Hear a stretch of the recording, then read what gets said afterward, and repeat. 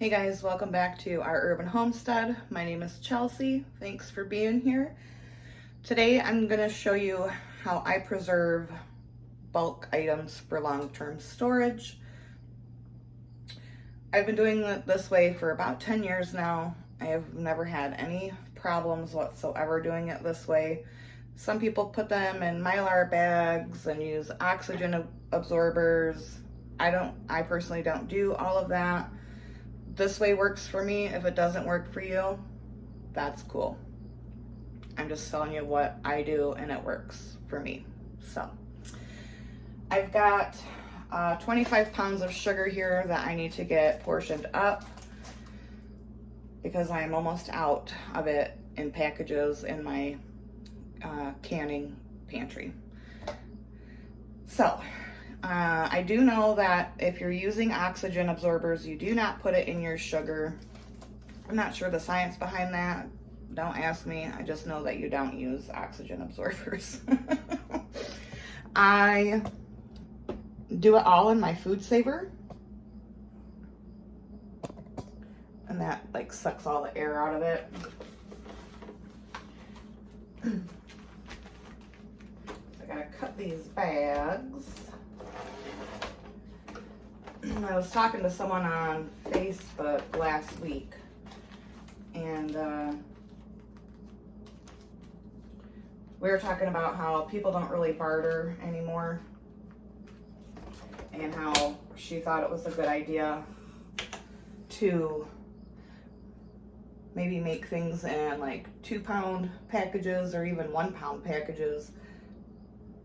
That way you can, if it ever comes to that, you can barter flour and sugar. And I'm here to tell you right now, if you can afford to, you really should be trying to stock up on things like rice, flour, beans.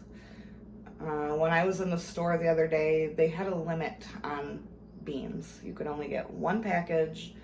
They're only letting you get one thing of flour, one thing of rice. And I didn't need to buy it at the time because I had all of this stuff. But I bought one anyway because, you never know. And beans and rice are just a good thing to have on hand. All right, that's my spiel. I won't get too heavily into it.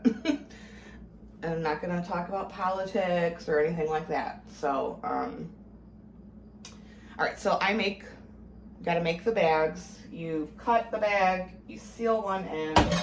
Woo! You have stuff fly all over the place.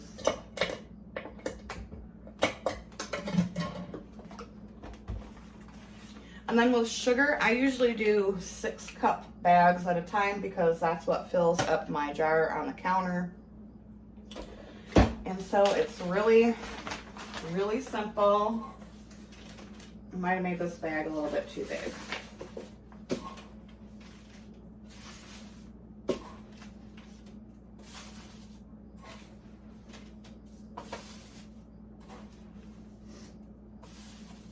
I did. But that's all right, because if it's stuff like sugar or rice, I do reuse these bags. I just, when I cut it to open it, I'll wash it out and use it again. Or let's say I don't need that much, you can always reseal them too.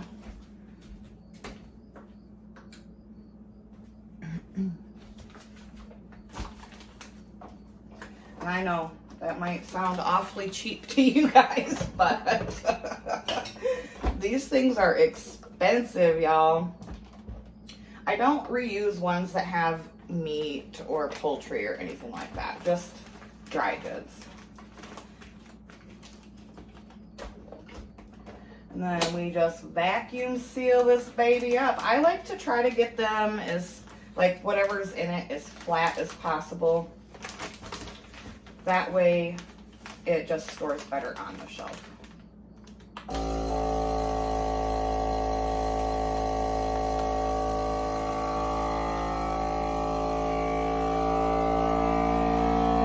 doing is sucking all of the air out.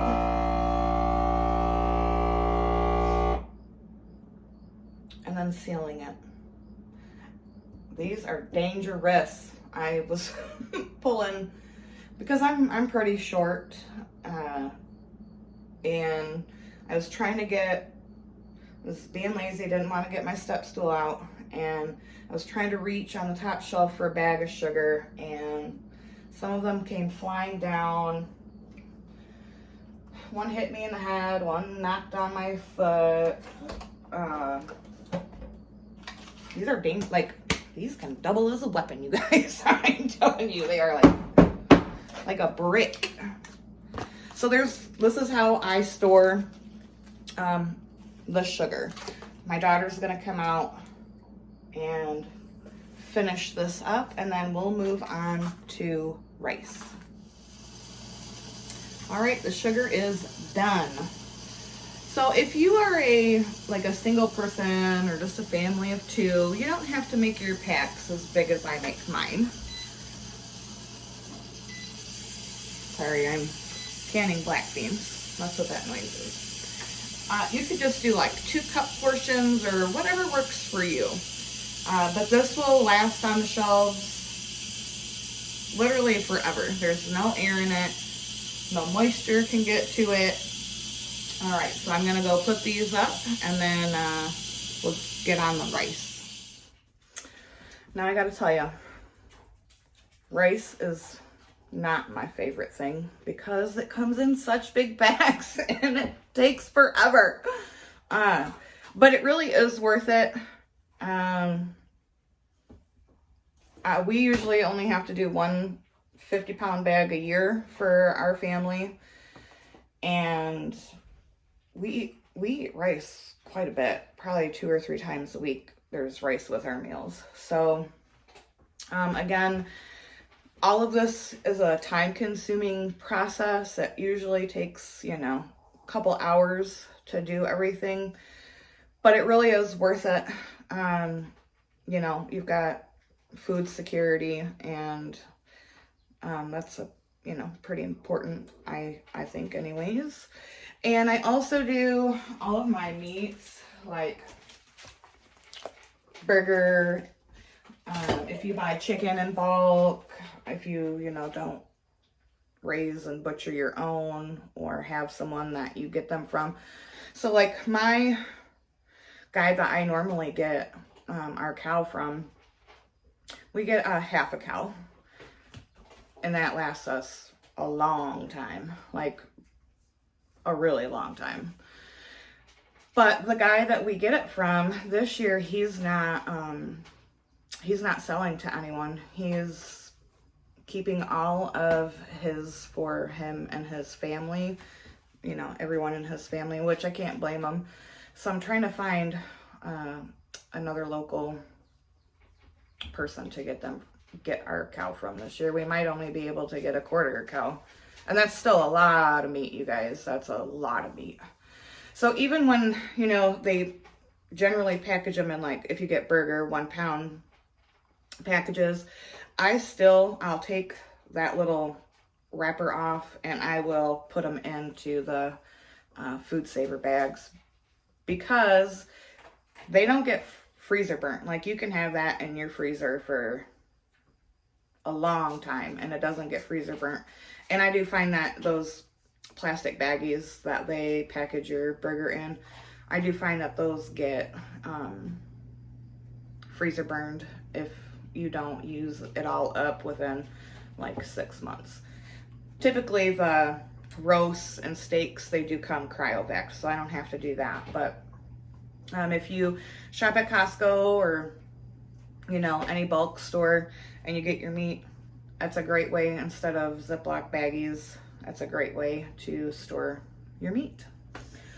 All right, I'm not gonna show you, because it's the same process with the rice and the flour. But that's a great way. Besides my pressure canners and my dehydrator, I really think that getting a food saver is a wonderful preservation tool to have in your kitchen. You can get them for, I think I've seen some at Walmart. They're not as big as mine, but I've seen them in Walmart for like 80 bucks. This is a larger one, and it has this thing that you can like